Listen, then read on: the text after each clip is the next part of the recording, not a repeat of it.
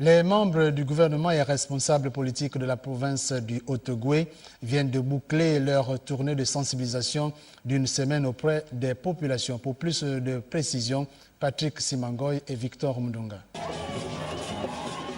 La capitale provinciale du Haut-Ogooué, Franceville, la ville de Pierre Savognan de Brazza, créée en 1880, a bouclé en beauté la caravane politique togovéenne de reprise de contact et de sensibilisation. Le mégamall a affiché complet en cette circonstance particulière marquée par l'évaluation d'étapes des réalisations de la politique de l'émergence que conduit depuis 5 années le président de la République, chef de l'État, président du PDG Ali Bongo Ndimba, dont l'ambition pour le pays et Franceville est porteuse d'espérance et de progrès à l'instar des autres localités du Gabon. L'adhésion politique à l'action du président de la République reste intacte dans le Haut-Ogooué. Pourquoi?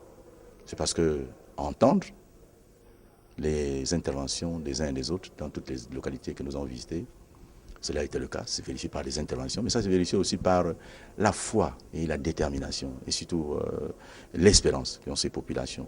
Je pense que, comme je l'ai dit dans plusieurs de mes interventions, au nom du groupe que nous constituons, parce que je ne suis que le porte-parole, le développement est une œuvre inachevée.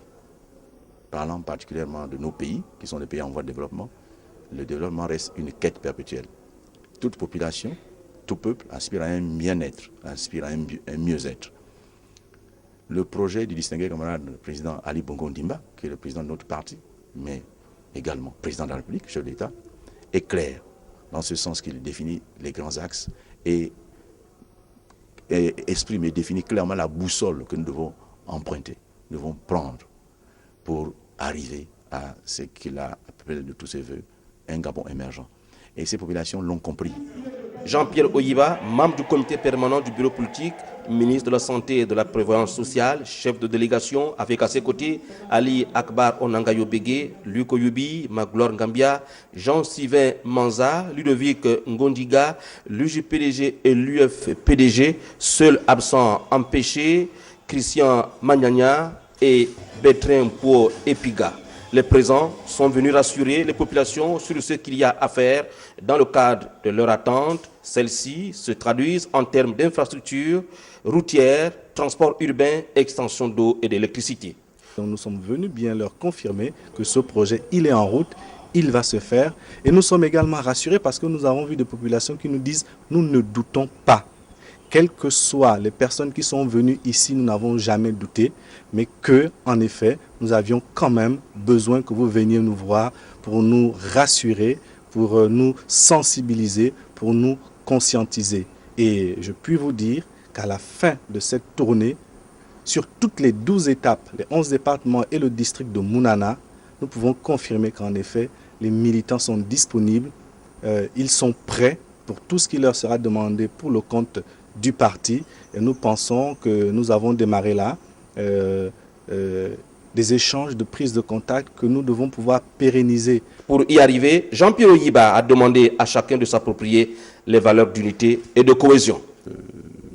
Cette tournée, cette caravane politique togovéenne, de découvrir cette réalité que certains d'entre nous n'avaient pas à l'esprit, ne connaissaient pas, d'une part, mais surtout de constater l'état d'esprit de nos populations en général, mais nos militants PDG en particulier. Les militants PDG qui ont reçu notre message restent déterminés. Nous avons également rencontré certaines difficultés et c'est également ce que nous demande le distingué camarade président de la République par ailleurs, de venir nous rendre compte par nous-mêmes, même si par d'autres moyens nous sommes informés, mais nous rendre quand même compte par nous-mêmes de certaines difficultés que vivent les populations afin de les lui remonter, certes, mais que nous-mêmes, à qui ils demandent souvent d'exécuter, ayons une conscience plus aiguë de ces difficultés pour pouvoir, lorsqu'il nous instruit, le faire de la manière la plus diligente qui soit. Et nous avons constaté là, dans cette province, qu'il y a en effet des zones où il y a quelques difficultés, mais ce n'est pas des difficultés insurmontables.